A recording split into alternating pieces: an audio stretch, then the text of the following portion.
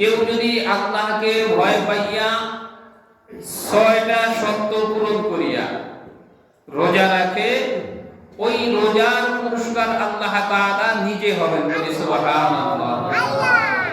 আর আল্লাহ তাআলা যদি নিজে পুরস্কার হন, ওই বান্দা কি জাহান্নামে যাবে? না।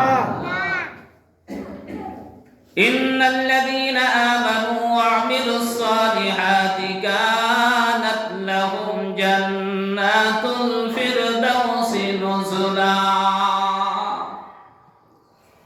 ঈমান ও নেক আমল যে করবে তাকে আল্লাহ তাআলা জান্নাতুল ফিরদাউস দান করবে। সুবহানাল্লাহ।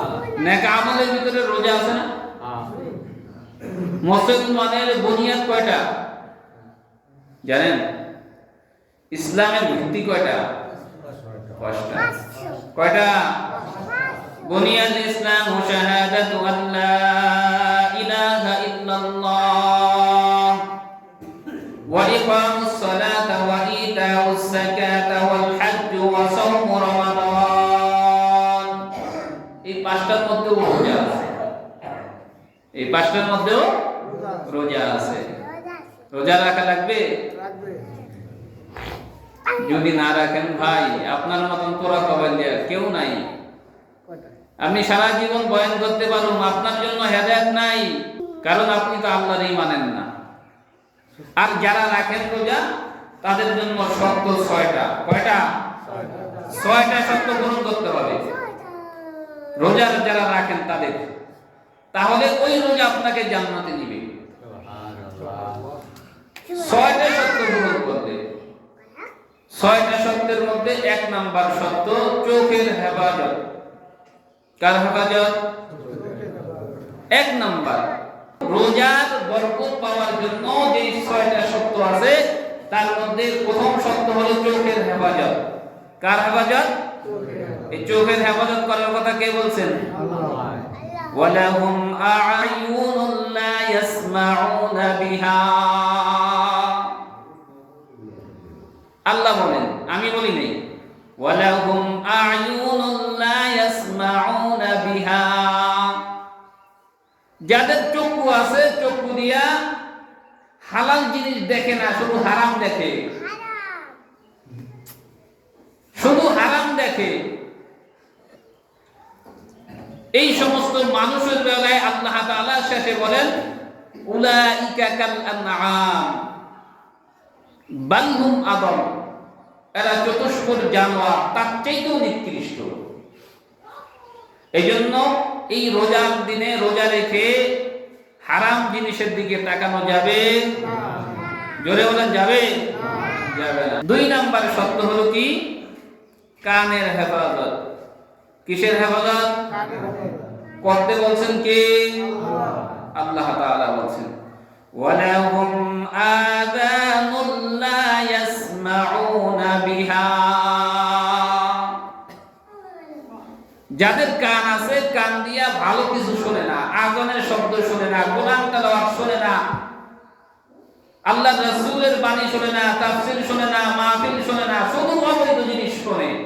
এই সমস্ত মানুষগুলা চতুষ্পদ জানোয়ারের চাইতেও নিকৃষ্ট। বালহুম আদল। তো রমজানে রোজা রাখিয়া হেডফোন লাগাইয়া গান শোনা যাবে? বাদ্যযন্ত্র শোনা যাবে? তাহলে রোজার কাজ হবে না। 2 নাম্বার শর্ত। 3 নাম্বার শর্ত হলো আল্লাহ রাসূল জনাবে মুহাম্মদুর রাসূলুল্লাহ সাল্লাল্লাহু আলাইহি ওয়াসাল্লাম বলেন, মুখের হেফাজত করতে হবে। এটা নবীজি বলছেন। কে বলছেন? নবীজি বলছেন। আল্লাহ রাসূল সাল্লাল্লাহু আলাইহি ওয়াসাল্লাম বলেন, আল মুসলিমু মান সালিমাল মুসলিমুনা মিন লিসানিহি ওয়া ইয়াদিহি। আল মুসলিম ওই ব্যক্তি মুমিন, ওই ব্যক্তি মুমিন যে ব্যক্তির জিহ্বা, যে ব্যক্তির কি জিহ্বা এবং হাত থেকে অন্য মুসলিম নিরাপদ। কার কথা ভাই? নবীজির কথা। কার কথা? কিন্তু আমাদের জবান থেকে অন্য মুসলমান নিরাপদ? যা ভাষা তাই তো ব্যবহার করি। মুসলমান তো দূরের কথা, অন্য কোন জাতি কি পশু পর্যন্ত নিরাপদ না। অথচ আল্লাহ রাসূল বলেন ওই ব্যক্তি অতক্ষণ পর্যন্ত মুমিন হইতে পারবে না যে ব্যক্তির জিহ্বা এবং তার হাত থেকে অন্য মুমিন নিরাপত্তা না পাবে। এইজন্য 3 নম্বর শর্ত মুখের হেফাজত করতে হবে। কিসের হেফাজত? মুখের হেফাজত। 4 নম্বর শর্ত অঙ্গ প্রত্যঙ্গের হেফাজত করতে হবে। অঙ্গ প্রত্যঙ্গের মধ্যে হাত আছে, পা আছে, বডি আছে, যা যা এই সব কিছু হেফাজত করার কথা আল্লাহ রাসূল বলেছেন। যদি এই 4 নম্বর শর্ত আপনি না মানেন আপনার রোজা আদায় হবে ওই খোলা মসজিদের এসির বাতাসের মতো, ক্ষণিকের শান্তি, এরপরে উপকার পাবেন না। কারণ যেই ব্যক্তি 6টা শর্ত মানিয়া রোজা রাখবে ওই ব্যক্তি আল্লাহর ওলি হবে। আল্লাহর ওলি, ওলি শব্দের অর্থ কি? বন্ধু। ওলি শব্দের অর্থ বন্ধু। ওলির বহুবচন আউলিয়া। আল্লাহর ওলি বা আল্লাহর বন্ধু হইতে হলে রোজা রাখতে হবে 6টা শর্ত মানিয়া। এই 6টা শর্ত যদি না মানেন আল্লাহর বন্ধু হতে পারবেন না।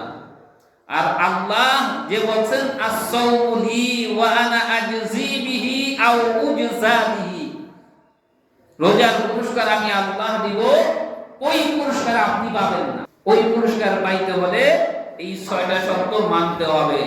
4 নম্বর শর্ত ছিল কি? একটু আগে বলছি। কি ছিল? অঙ্গ প্রত্যঙ্গের হেফাজত। অঙ্গ প্রত্যঙ্গের কি? হেফাজত করতে হবে, কন্ট্রোল করতে হবে। রমজান মাসে রোজা থেকে এই হাত দিয়া অন্যের সম্পদ আত্মসাৎ করা যাবে না, অন্যের হক নষ্ট করা যাবে না, এই হাত দিয়া অন্য কারো কোনো জুলুম করা যাবে না, আঘাত করা যাবে না, এই পাও দিয়া এমন কোনো রাস্তায় চলা যাবে না যেই রাস্তায় চলা বৈধ না, এগুলা করা যাবে না। যেরকম উদাহরণ আর একটা দেই, আমাদের দেশের মধ্যে সারা পৃথিবীর মধ্যে আছে মানুষের অনেক সময় ব্লাড ক্যান্সার হয়। হয় কি হয় না? তখন কি করতে হয় ভাই? রক্ত চেঞ্জ করতে হয়, পরিবর্তন করতে হয়। এখন ধরেন একটা লোকের ব্লাড ক্যান্সার হইলে লোকটা কি সাথে সাথে মারা যায়? ভুগতে ভুগতে আস্তে আস্তে ধীরে ধীরে মারা যায়।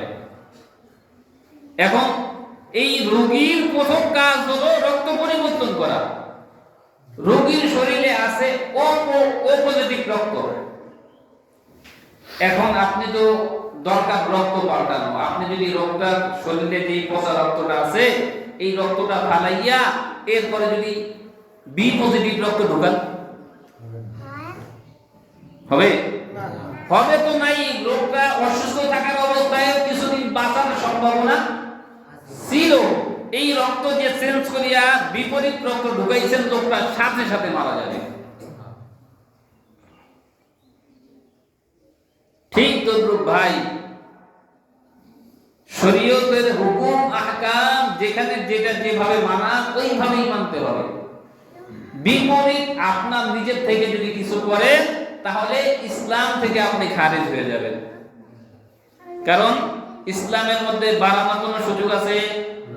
আল-ইয়াওমা আকমালতু লাকুম দীনাকুম ওয়া আতমামতু আলাইকুম নি'মাতি ওয়া রাদিতু লাকুমুল ইসলাম দীনা। দিন আজকে পরিপূর্ণ হয়ে গেছে। দিন আজকে সবাই বলেন পরিপূর্ণ হয়ে গেছে। কি হয়েছে ভাই?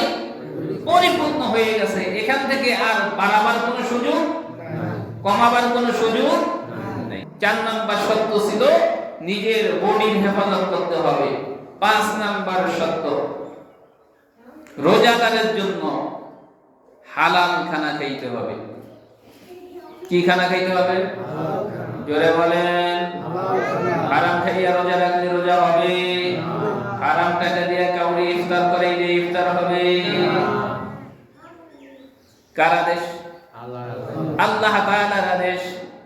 ইয়া আইয়ুহান নাস কুলু মিম্মা ফিল আরদি হালালান তাইয়্যিবা। হালাল খাওয়ার জন্য কে বলছেন? হারাম খাইয়া রোজা রাখলে রোজা হবে না ভাই। শুধু তাই নয়, হাদিসের মধ্যে আসছে কেউ যদি হারাম খায়, ধরেন এক বেলা কেউ যদি হারাম খায় ওই এক বেলার খানার বদলতে তার শরীরে যদি এক ফোঁটা রক্ত হয়, কয় ফোঁটা? এই এক ফোঁটা রক্ত যতক্ষণ পর্যন্ত ওই ব্যক্তির শরীরে থাকবে ততক্ষণ পর্যন্ত এই ব্যক্তিকে আল্লাহ তাআলা জান্নাতে ঢোকাবে না। জাহান্নামের মধ্যে পুরাইয়া এই রক্ত শেষ করবে, এরপরে তারপরে জান্নাতে দিবে। যে ব্যক্তি হারাম খায় ওই ব্যক্তির উপর আল্লাহর রহমত আসে না। এই জন্য ভাই হালাল খানার দরকার আছে না নাই? কেমন করে দরকার? আল্লাহ রাসূল সাল্লাল্লাহু আলাইহি ওয়াসাল্লাম হাদিসের মধ্যে বলেন, ফাআহাল্লাহু আল-বাই'a ওয়া হাররামাহু আর-রিবা ওয়া আদখালাহু আল্লাহু আল-জান্নাহ ওয়া শাফা'আতুহু ফি 'আশরাতিন মিন আহলি বাইত কুল্লুহুম ক্বাদ ওয়াজাবাত লাহুম নার। কোন ব্যক্তি যদি হালালকে হালাল বলিয়া জানে, হারামকে হারাম বলিয়া জানে, এরপরে দুইটাকে আলাদা করে, এরপরে হালালকে ধরে হারামকে ছাড়ে, এই কথাটা কিন্তু একবারেই বলা যাইত। ভাগ ভাগ বলার কারণ কি? ভাগ ভাগ বলার কারণ আগে হালাল চিনতে হবে, হারামকে চিনতে হবে, এরপরে দুইটাকে আলাদা করতে হবে, এরপরে হালালকে ধরতে হবে, হারামকে ছাড়তে হবে। এরকম ভাবে কেউ যদি আমল করে ওই ব্যক্তিকে আল্লাহ তাআলা জান্নাত দান করবেন। ফাআহাল্লাহু আল-বাই'a ওয়া হাররামাহু আর-রিবা ওয়া আদখালাহু আল্লাহু আল-জান্নাহ, তাকে জান্নাতে দাখিল করবেন। শুধু তাই নয়, ফি 'আশরাতিন মিন আহলি বাইত, আল্লাহ তাআলা তাকে স্পেশাল একটা ক্ষমতা দিবেন। সুবহানাল্লাহ, স্পেশাল ক্ষমতা। ফি আহলি বাইত, ওই ব্যক্তিকে তো জান্নাতে ঢুকাইবেন। এই জান্নাতে ঢুকাইবার আগে আল্লাহ তাআলা তাকে বলবে, তোমার আহলে বাইত থেকে, তোমার পরিবার থেকে, তোমার নিকটতম আত্মীয় থেকে তুমি 10 জনকে সুপারিশ করিয়া জান্নাতে নিয়ে যাও। যেই 10 জনের স্থান কোথায়? ক্বাদ ওয়াজাবাত লাহুম নার, জাহান্নাম। অর্থাৎ জাহান্নামী 10 জন ব্যক্তিকে সুপারিশ করিয়া এই ব্যক্তি জান্নাতে নিতে পারবে। শর্ত হলো কি? হালালকে জানতে হবে, হারামকে জানতে হবে, দুটাকে পৃথক করতে হবে, এরপরে হালাল ধরতে হবে, হারাম ছাড়তে হবে। উদাহরণ, আপনি একটা ক্ষেতের মধ্যে ধান লাগাইছেন, ধান লাগাইবার আগে আমরা আইল কোবাই না? এই আইল কোবাইতে গিয়া আরেকজনের দিকে 1 বিঘত ঢুকাইয়া দিয়েছেন। এখন বলেন, আপনি একটা জমি, আপনার জমি, কথা বোঝেন, একটা জমি ধান লাগাইলেন, ওই জমির হিসাব ধরেন 5 ঘন্টা জমি আছে, এই 5 ঘন্টা জমিনে ধান লাগাইলেন, আইল ঢুকাইলেন 1 বিঘত, ওই 1 বিঘতে কতটি ধান হবে? 4-5 কেজি। ধরেন যদি এক আইল ধরেন গদ্দা গজে 1 মণ দাম হইল, পুরাই মাথা থেকে সেই মাথা, গদ্দা আরো কম হবে। এখন এই 1 মণ ধানকে আপনার বাকি সমস্ত ধানের লগে মিলাইছেন, মিলাইবার পরে এরপরে এই ধান আপনি খাইছেন। এবার বলেন তো দেখি, হালাল আর হারাম আলাদা হয়েছে? এই জন্য হাদিসের ব্যাখ্যা আলাদা আলাদা করা হয়েছে। হালালকে জানতে হবে, হারামকে জানতে হবে, এরপরে দুটাকে আলাদা করতে হবে, হালালকে ধরতে হবে, হারামকে ছাড়তে হবে। তো রোজা রাখার 5 নাম্বার শর্ত হালাল খানা। কি খানা ভাই? হালাল খানা। হালাল না খাইয়া রোজা রাখলে রোজা হবে না, হবে না। 6 নাম্বার শর্ত, অহংকার করা যাবে না। কি করা যাবে না? অহংকার করা যাবে না, রিয়া করা যাবে না, যে আমি একজন রোজাদার, আমি একজন এই, আমি একজন সেই, এটা করা যাবে না। এক হাদিসের মধ্যে আসছে, অহংকার হলো আল্লাহ তাআলার কুদরতি চাদর। অহংকার কি ভাই?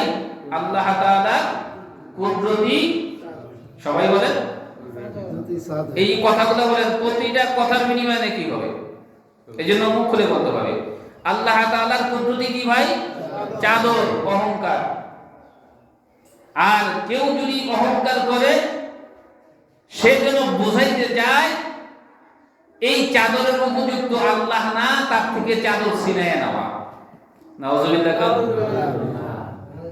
আল্লাহ তো অনেক পরে। কোন সন্তান যদি তার মার গায়ের চাদর টান দেয়, এই সন্তানের এলাকায় অনেক সম্মান বাড়ে। কি বলেন? বেয়াজ্জতি হয় না? সবাই বকাঝকা করে, সবাই বাজে কথা বলবে। কেমন বেয়াদব ছেলে তুমি, তোমার মায়ের গায়ের ওড়না টান দিলা, অথবা বোনের গায়ের ওড়না টান দিলা। অথচ কোন বান্দা যদি আল্লাহর পোশাক নিয়ে টানাটানি করে, সে কত বড় বেয়াদব। কেউ যদি অহংকার করে, তার আমল কেন যেন একসাথে জমে না। উদাহরণ, কলসির মধ্যে, বালতির মধ্যে পানি নিছেন, নিচ দিয়ে ফুটা আছে, পানি থাকবে ভাই? আস্তে আস্তে সব পানি হয়ে যাবে। ঠিক তদ্রূপ আপনার ভিতরে যদি অহংকার থাকে, আপনি যত ইবাদত করবেন আস্তে আস্তে সব খালি হয়ে যাবে, শূন্য হয়ে যাবে, থাকবে না, জমবে না। এই জন্য আগে ফুটা বন্ধ করতে হবে। এটা বোঝাবার জন্য আরো সহজ ভাষায় বলি, শোনেন। হযরত আদম আলাইহিস সালাম জান্নাত থেকে দুনিয়াতে আসছেন। যদি আমাদের ভাষায় বলি, একটা ভুলের কারণে। কয়টা ভুল ভাই? আল্লাহ তাআলা বলেন, লা তাকরাবা হাযিহিশ শাজারাতা ফাতাকুনা মিনাজ জালিমিন। খবরদার, এই গাছের কাছেও যাইবা না, তাহলে জালিম হয়ে যাবা। শয়তানের ওয়াসওয়াসায় পড়িয়া একটা ফল খাইছেন বা গাছের কাছে গেছেন, জান্নাতি পোশাক খুলে পড়ে গেছে, পায়খানার ব্যাগ হইছে। আল্লাহ তাআলা বলেন, জান্নাতে তো পায়খানার জায়গা নাই, অতএব জান্নাতে আর থাকা যাবে না, দুনিয়াতে পাঠিয়ে দিয়েছে। এরপরে লম্বা ঘটনা, শুধু বোঝাবার জন্য সংক্ষেপে বলি। ইবলিস শয়তানও একটা ভুল করছে। কয়টা ভুল ভাই? কি ভুল করছে? উসজুদু লিআদামা ফাসাজাদু, সিজদা করো আদমকে। কার আদেশ? জোরে বলেন, কার আদেশ? আরে ভাই, আল্লাহর নাম লইতে গুনাহ হয়। কার আদেশ? আল্লাহ। জোরে বলেন, আল্লাহর আদেশ। উসজুদু, সিজদা করো, লিআদম, আদমকে। ইবলিস শয়তান মানছে। আদম ভুল করছে কয়টা? ইবলিস ভুল করছে কয়টা? এবার বলেন তো দেখি, আদম যাবে কোথায়? জান্নাতে। কোথায় যাবে? ইবলিস কোথায় যাবে? জাহান্নামে যাবে। দুজনের ভুল সমান। কেন আদম জান্নাতে যাবে, কেন ইবলিস জাহান্নামে যাবে? বুঝতে হবে আদমের নিয়ত ছিল কি আর ইবলিসের নিয়ত ছিল কি।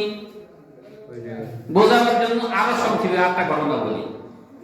একদিন মুসা কালিমুল্লাহ আল্লাহর সঙ্গে কথা বলার জন্য রওনা করেছেন। প্রতিমধ্যে দেখে এক বৃদ্ধ কাঁদতেছে, খুব কান্না। ইবলিসের তো সমস্ত নবীরা দেখলে চিনতেন, চিনতেন না ভাই? সবাই চিনতেন, সমস্ত নবীরা। তো মুসা নবী দেখে চিনে ফেলেছে, কিরে তুই কাঁদছিস? কান্দি, একটা ভুলের কারণে আল্লাহ এত বড় শাস্তি দিল, চিরস্থায়ী জাহান্নামী হয়ে গেলাম, আমার কি কোনো মাপের রাস্তা নাই, ক্ষমা পাওয়ার কোনো রাস্তা নাই, এই দুঃখে আমি কান্দি। আপনি তো আল্লাহর সঙ্গে কথা বলেন, তা আপনি আল্লাহরে জিজ্ঞাসা করেন যে আল্লাহ, ইবলিসের কোনো ক্ষমা পাওয়ার রাস্তা আছে কিনা। যখন আল্লাহর কাছে জিজ্ঞাসা করছে, জিজ্ঞাসা করার পরে আল্লাহ বলছে অবশ্যই ক্ষমা পাওয়ার রাস্তা আছে। সুবহানাল্লাহ। অবশ্যই ক্ষমা পাওয়ার রাস্তা আছে। কি রাস্তা?